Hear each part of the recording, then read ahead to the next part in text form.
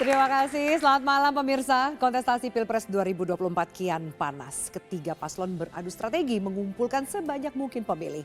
Pemilih muda yang dinamis namun katanya apolitis menjadi target lumbung suara penentu kemenangan. Karakter kampanye terasa bergeser. Kritis beradu gagasan seakan kalah laris dengan gimmick politik kekinian yang muncul menjadi jurus ampuh meraup suara anak muda. Sejauh mana kampanye gimmick mampu membawa paslon ke tahta tertinggi di negeri ini? Seperti apa dampaknya terhadap kualitas pemimpin ke depan? Inilah panggung demokrasi gimmick versus gagasan. Pilpres siapa yang menang? Bersama saya Afiani Malik.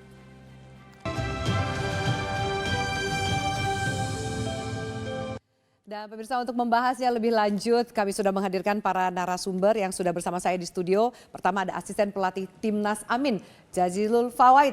Pak Jazilul, selamat malam. Malam, Assalamualaikum. Kemudian hadir juga jubir TKN Prabowo Gibran, Hasan Nasbi. Mas Hasan Nasbi, selamat malam. Lalu politisi PD Perjuangan, Masinton Pasaribu. Pak Masinton, selamat malam. Selamat malam, Mbak. Hadir juga pakar komunikasi politik Effendi Ghazali. Bang Effendi, selamat malam. Gimiknya. Dan tidak ketinggalan, mewakili suara anak muda, kami hadirkan Ketua BMKM Universitas Gadjah Mada, Gibran Muhammad Nur. Halo Gibran, selamat malam. Halo, malam Mbak. Di sini juga hadir teman-teman mahasiswa Stikom Interstudy. Tepuk tangan buat kalian teman-teman semua. Oke, baik. Bapak Ibu sekalian, sebelum kita berdiskusi, saya akan mengajak Anda untuk melihat sejumlah data mengapa suara pemilih muda signifikan di Pilpres mendatang. Kita lihat slide yang pertama, di mana KPU telah menetapkan daftar pemilih tetap atau DPT untuk pemilu 2024 dengan jumlah total 204.807.000 pemilih. Nah, berdasarkan hasil rekapitulasi di DPT, mayoritas pemilih pemilu 2024 didominasi dari kelompok generasi Z dan juga milenial dengan sebaran sebagai berikut. Kita lihat dari pemilih generasi milenial. Milenial itu sebutan untuk orang yang lahir pada tahun 1980 sampai 1994. Ternyata pemilih milenial berjumlah 66,8 juta atau sekitar 33,6%. Sedangkan pemilih dari generasi Z atau Gen Z merujuk pada orang yang lahir mulai dari tahun 1995 sampai 2000-an. Berjumlah 46,8 juta orang atau 22,85%.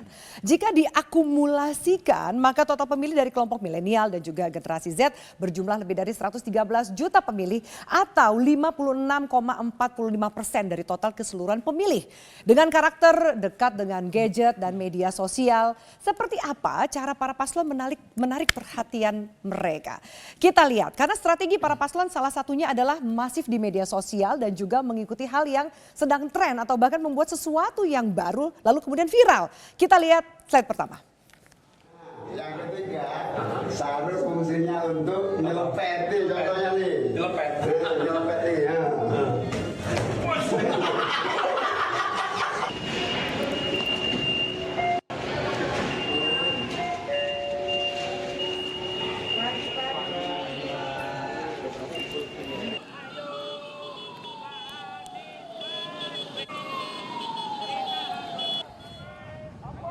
Baik, itu dari pasangan calon nomor urut 1. Bagaimana dengan paslon nomor urut 2? Kita simak bersama.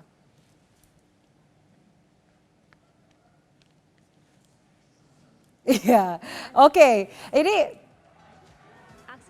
terkenal ya, ngedance-nya nih Pak Prabowo ya, joget gemoy katanya. Dan ini viral di media sosial. Hampir di setiap kesempatan Pak Prabowo selalu menampilkan joget capres gemoynya. Bagaimana dengan paslon nomor urut 3?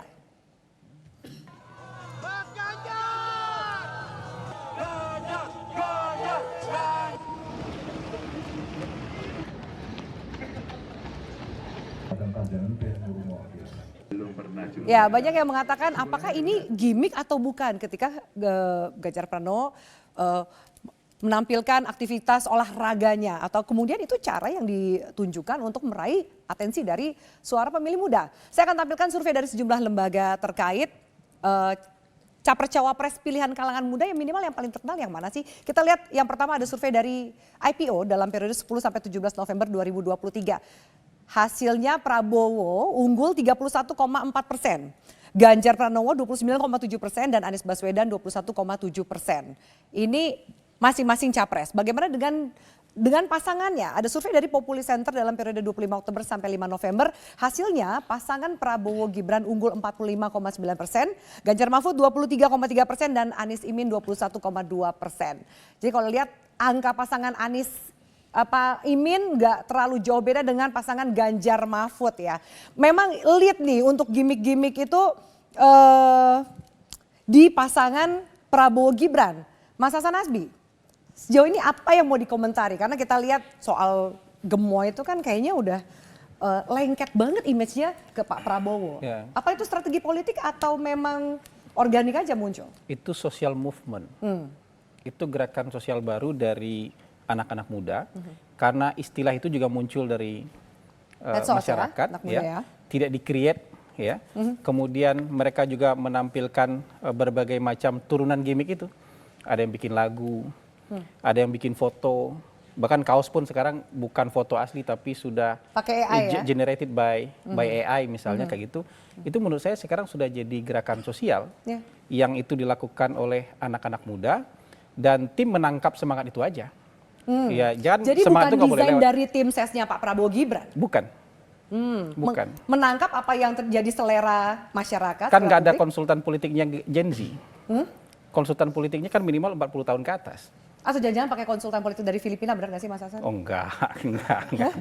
Enggak ya? Kok mirip gitu sama Enggak, itu- presiden terpilih yang di Enggak. tetangga Atau sebelah? mungkin semangat zaman di mana-mana itu sama mungkin. Semangat zamannya mirip, negaranya berdekatan, semangat generasinya juga mirip. Siapa tahu itu memang kemudian menghasilkan sebuah movement yang juga mirip-mirip. Menurut saya ini nggak cuman kayak gini loh. Kalau ada orang nyanyi, ya Sopo Wonge Prabowo Gemoy, semuanya kayak gitu. Kalau orang siapa presidennya, orang sudah begini Ganjar, tapi yang terlihat siapa presidennya Prabowo gitu. Itu menurut saya itu gerakan sosial itu. Oke. Jadi kalau sudah menjadi gerakan sosial ini nggak bisa ditahan. Tapi kenapa Nggak beda bisa banget ditahan, nggak bisa dengan berdua. dua pilpres sebelumnya? Pak Prabowo ditampilkan sosok yang tegas gitu kan. Nah sekarang ini jauh banget loh. Pak Prabowo-nya sendiri, tegas dan gemoy. menurut saya apa yang dilakukan Pak Prabowo, tampilan publik, pidatonya tetap seperti itu. Tetap tegas, tetap berapi-api, tetap bersemangat, tetap patriotik. Ya, Pak Prabowo joget-joget ini juga dulu di panggung joget-joget loh. Cuman dulu di panggung joget-joget image publiknya beda dengan hari ini. Kenapa berbeda dengan hari ini? Mungkin karena beda generasi yang melihatnya. Oh. Ketika tahun 2019, 2014 generasinya generasi saya, generasi Bang Masinton, generasi Pak Jazilul ngelihat apa sih ini gitu. Kita nggak bisa nangkap, tapi generasi muda menangkap, loh gemoy katanya. Kan istilah itu bukan istilah kita. Istilah Dari itu anak-anak muncul muda dari ini ya? anak-anak muda kan gitu. Oke, Yang kita baik. pun perlu bertanya dulu gemoy itu artinya apa. Gitu. Jadi menurut saya, tapi yang perlu jadi catatan adalah gimmick dan gagasan bukan dua hal yang harus dipertentangkan. Ini dua hal yang berjalan seiring sejalan dan bisa saling menopang. Oke. Jadi bukan dua hal yang saling menafikan. Kalau ada gimmick, nggak apa-apa gimmick. Menurut saya gimmicknya Pak Prabowo cuma satu aja, cuma memorable. Orang lain mungkin gimmicknya banyak, cuman nggak nempel di kepala orang. Pak Prabowo cuma ini aja gimmicknya. Dan nempel. Dan nempel di kepala orang kan gitu. Oke. Bedanya di situ aja. Oke, bedanya di situ. Nah, Mas Masinton, Mas Ganjar itu kan awal-awal, bisa dikatakan bahkan tahun lalu surveinya Mas Ganjar leading, tapi kemudian sekarang sudah tersalip oleh Pak Prabowo.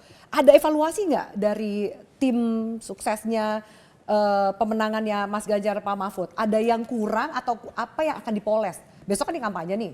survei itu tergantung dari siapa yang mensurvei. Fluktuatif tuh angkanya. Survei Gitu juga loh. gimmick ya. Ya, Bagian dari gimmick bisa politik. jadi juga itu bagian dari gimmick-gimmick Ya. politik untuk Ya. menaikkan seseorang apa segala macam. Karena ya itu yang selalu saya katakan, kita beruntung di masa kolonial nggak ada lembaga survei. Kalau ada lembaga survei Pak, belum merdeka kita nih, masih memilih lembaga kolonial, ikut kolonial. Karena apa? Surveinya pasti diorder oleh kolonial. Coba kau survei dulu itu. Gitu. Survei sekarang di order? Zaman Orde Baru, untung zaman Orde Baru Soeharto, ya, tidak ada lembaga survei. Kalau ada lembaga survei, kita belum reformasi dan demokrasi hari ini. Kita masih ikut Orde Baru. Karena apa? Kalau ditanya orang, pasti itu masih pengen Orde Baru. Pasti bilangnya masih, karena intelnya di mana-mana. Begitu Pak. Nah jadi yang saya mau katakan adalah, kalau kita lihat gimmick itu kan di dunia hiburan tuh. Dia tipu daya, ya, Ya. ada ya membuat orang terhibur, ya. bukan sesuatu yang nyata sebenarnya. Gimik-gimik itu kan gitu. Kalau di dunia hiburan oke, film. Kita datang menonton film tuh. Oh ini ada rumahnya terbakar, ada tabrakan apa. Sesungguhnya kan nggak nyata. Ya. Gimik-gimiknya kan di situ. Pencitraan lah gitu ya. Iya gimiknya lah di situ membuat supaya dramanya bagus. Gitu. Nah hari ini kalau politik itu melahirkan adalah gagasan, Mbak. Yang diadu itu gagasan. Apalagi kita mau memilih pemimpin. Yang diadu itu gagasan. Gagasan itu lahir dari buah pikiran. Buah pikiran itu lahir dari hati dan nurani yang jernih, Pak. Maka dia lahir sebagai sebuah gagasan. Gagasan bisa aja dianggap salah. Oke. Tetapi dia adalah lahir dari buah pikiran. Kalau yang Kalau gimmick, dia tipu daya. Tapi gimmick Kepalsuan. sukses untuk meningkatkan suara Pak Prabowo loh, Mas Masinton. Lah Menyalip iya. Mas Ganjar loh. Lah iya. Atau jangan-jangan Mas Ganjar Ya. Pak Mahfud kurang gimmick. Artinya begini, gimmick yang dimunculkan, kan baca aja tuh KBBI. Gimmick itu tipu daya. Iya kan? Nah, bukan sesuatu yang asli. Nah, artinya apa? Publik kita, apalagi tadi kalau kita lihat survei, anak-anak muda itu senangnya gimmick. Enggak, belum tentu juga, Pak. Karena apa? Ya, jangan dianggap anak-anak teman-teman ini, teman-teman generasi Gen Z, milenial ini, Oke. dianggap nggak butuh gagasan. Sehingga yang ditampilkan adalah gimmick-gimmick kepalsuan. Benar nggak kalian nggak butuh gagasan? Kan Jadi butuh, Pak kan? Ganjar itu Teman-teman ini ya, jangan dicekoki hanya sekedar gimmick-gimmick. Teman-teman ini, generasi baru hari ini, mereka juga butuh gagasan dari calon pemimpinnya. Anda nggak melihat bahwa Butuh gimmick ide. yang dilakukan oleh lawan Mas Ganjar Pak Prabowo ini ternyata berhasil? Ya, untuk saat ini mungkin iya. Oke. Ya, tetapi seiring waktu anak-anak muda, anak-anak gen Akan milenial menagih ini, gagasan itu gitu ya. mereka sesungguhnya, Oke. kok generasi kami dicekokin gimmick-gimmick palsu gini ya? Emang kita generasi yang nggak butuh gagasan? Oke, yang itu Mereka nanti kita butuh tanya ya. gagasan dari Oke.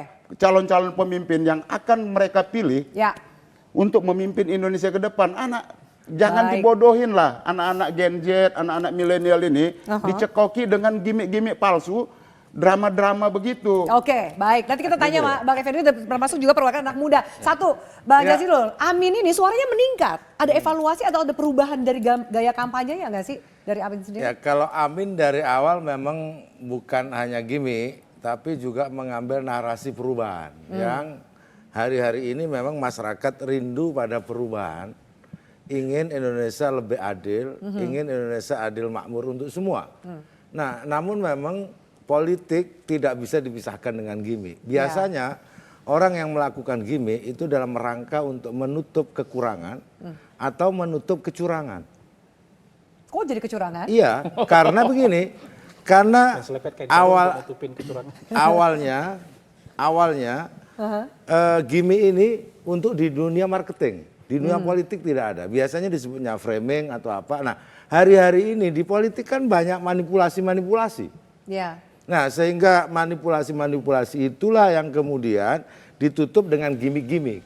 Nah, kalau pasangan Amin dari awal tidak menggunakan gimmick sebagai kerangka untuk mendapatkan elektoral, tapi gagasan, Ya, oke. track record, Ya. pengalaman itu yang ingin ditampilkan, bahwa misal selempet, itu bukan Ah, itu nggak kemudian masuk tiap gimmick hari mau politik. menyelepet orang. Nggak tiap hari joget, Nggak tiap hari nyopet joget. sarung gitu ya. Enggak. Oke, baik. Untuk apa tiap hari begini-begini?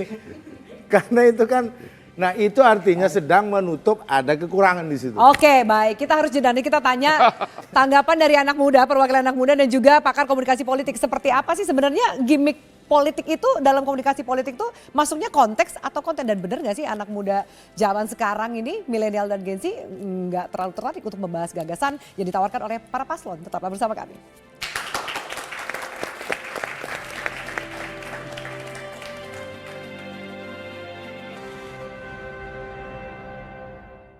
Jelajahi cara baru mendapatkan informasi. Download Metro TV Extend sekarang.